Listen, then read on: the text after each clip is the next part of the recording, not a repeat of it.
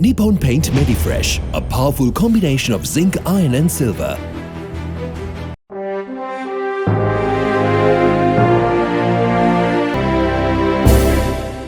Courtyard by Marriott Colombo, the newest city hotel in the heart of Colombo, is ideal for corporate travelers and serves as a city stopover for leisure tourists.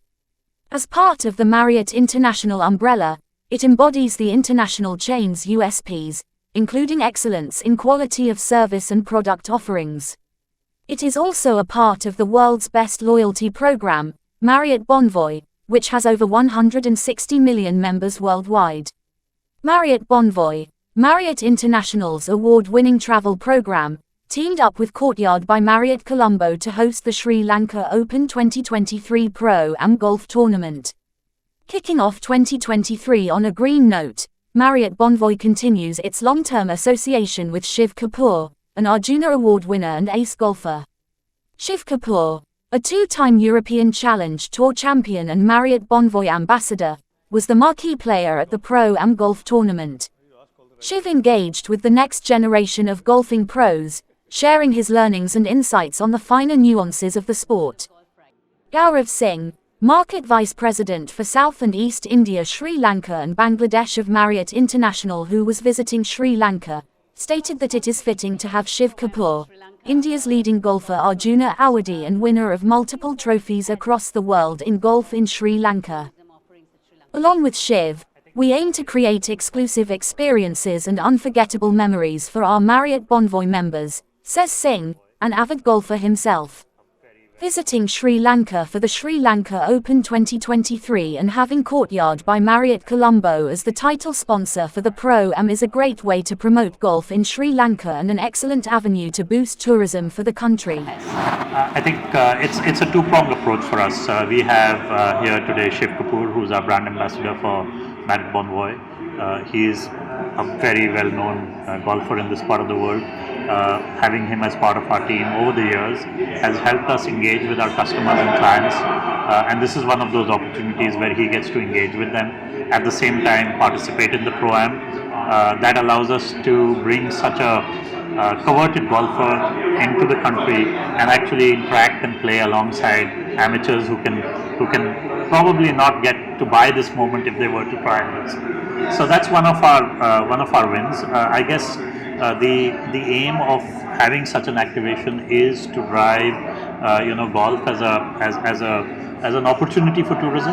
At the same time, recognize Courtyard by Marriott here in Colombo, which is our newest hotel of our portfolio in the country. For that to also be seen and be shown to the profile of guests who are golfers. Maybe some of them are not, but they will all get to experience and see something which is quite a unique sport.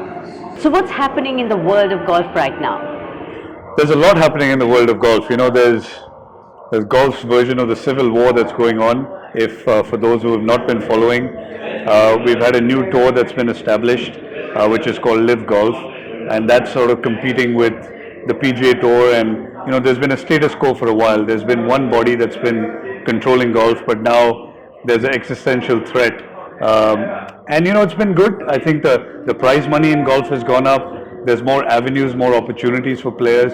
And at the end of the day, why cricket was a big success was when the money went up in cricket. Every kid that grows up wants to play cricket. The IPL is a great example. Even the Sri Lankan cricketers come into India to make big money. So anytime the money goes up in any sport, you'll see younger people take up the sport. You'll see more interest. And I think Sri Lanka has a massive pool of talent here. And it won't be long before you see one of the young kids grow up to either go on. Now they have choices. It's not only the PGA Tour. Now you also have Live Golf. Right, I understand what you're saying. Now, looking at being the Marriott Bonvoy ambassador, what does that relationship do for golf? So for me, I take that responsibility very seriously. I've been an ambassador for over a decade now. I think when you're associated with an international brand like Marriott, which speaks quality, you have to carry yourself in a certain way, and their association in golf dates back a long way. You have several Marriott properties around the world that are associated with golf courses. And I think one of the biggest things with the Marriott Bonvoy program is to give something to their guests, experiences that they've never had.